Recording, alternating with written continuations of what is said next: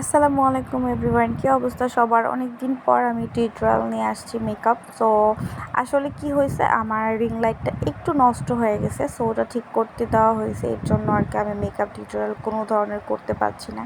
তো চিন্তা করলাম আজকে আমি রিং লাইট ছাড়াই মেকআপ টিউটোরিয়াল করতে বসে যাই।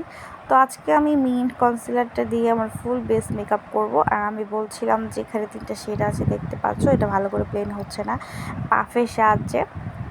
এটা ব্রাশের সাহায্যে খুব ভালো করে ব্লেন্ড হয়, তারপরও অনেক সময় দেখা যায় ব্লেন্ডিংয়ে একটু প্রবলেম হয়ে যায়। তারপরও আমরা যেহেতু মেকআপ আর্টিস্ট, কিছু না কিছুভাবে এটাকে ব্লেন্ড করার ট্রাই তো করব। তো আমি সেটিং স্প্রে ছাড়া এটা ব্লেন্ড করার ট্রাই করেছি অ্যান্ড আমি সাকসেসফুল হয়েছি।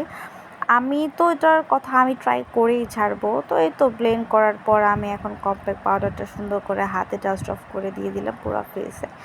দেওয়ার পর আমি আই মেকআপে চলে গেছি। আই মেকআপে হিসাবে আমি ট্রানজিশন কালার হিসাবে দিচ্ছি একদম লাইট একটা অরেঞ্জ কালার।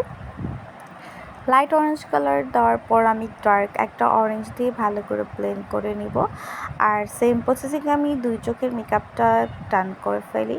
তারপর আমি চলে যাই জ্যাকেটের একটা মিনি প্যালেট থেকে আরেকটা অরেঞ্জ কালার দিয়ে ভালো করে 3টা শেডকে আমি ভালো করে ব্লেন্ড করি।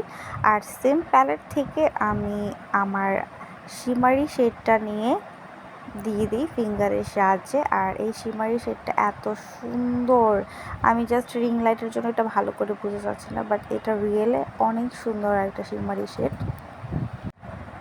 আর আমি যেখানে যেখানে একটু হাইলাইট করতে চাচ্ছিলাম কনসিলার দিয়ে, সেই জায়গাগুলো আমি একটু হাইলাইট করে নিই।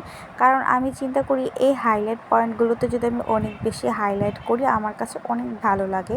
তো এর জন্য আমি হাইলাইট পয়েন্টগুলোতে ভালো করে হাইলাইট করে নিলাম।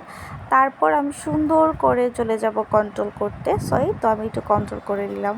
আর কন্ট্রোল না করলে তো আমাদের মতো গোটু-সোটু গালগুলো কেমন জানি লাগে। তো কন্ট্রোল করা শেষ করে এখন চলে যাব ব্লাশ দেওয়ার জন্য। ব্লাশ পার্ট আমার সব থেকে পছন্দের একটা পার্ট, আমার ব্লাশ অনেক বেশি পছন্দ। অনেকে কী করে ডাইরেক্ট ব্লাশটা নেয় আর একদম দেওয়া স্টার্ট করে দেয়। সবাই একটু হাতে ডাস্ট অফ করে নিলে ব্লাশটা দিতে সুন্দর হয়, কারণ এক্সেস প্রোডাক্টগুলো কি আমাদের স্কিনে লাগে না। তারপর আমি একটু হাইলাইট দিয়ে নিই। হাইলাইটের পয়েন্ট আমার খুবই পছন্দ, আর ব্লাশ হাইলাইট দুইটাই আমার অনেক বেশি পছন্দ। সো আমি পুরো ফুল নোজে কিন্তু দেখেন হাইলাইটটা দিইনি, যেখানে যেখানে দিলে আমার কাছে মনে হয় ভালো লাগবে সেই পয়েন্টগুলোতে আমি হাইলাইটটা দিয়েছি। তারপর আমি একটা মাস্কারা দিয়ে মেকআপটা ডান করে ফেলেছি। আর এই মেকআপ টিউটোরিয়ালটা কেমন লেগেছে প্লিজ তোমরা একটু কমেন্ট করে জানাবা। আমি অনেক দিন ধরে কোনো টিউটোরিয়ালই দিচ্ছি না, তো ইনশাল্লাহ আমি রেগুলার টিউটোরিয়াল দিব। আর সবাই আমার জন্য দোয়া করবা। আর লাস্ট টাইমে আমি W7 এই লাইনারটা ইউজ করলাম।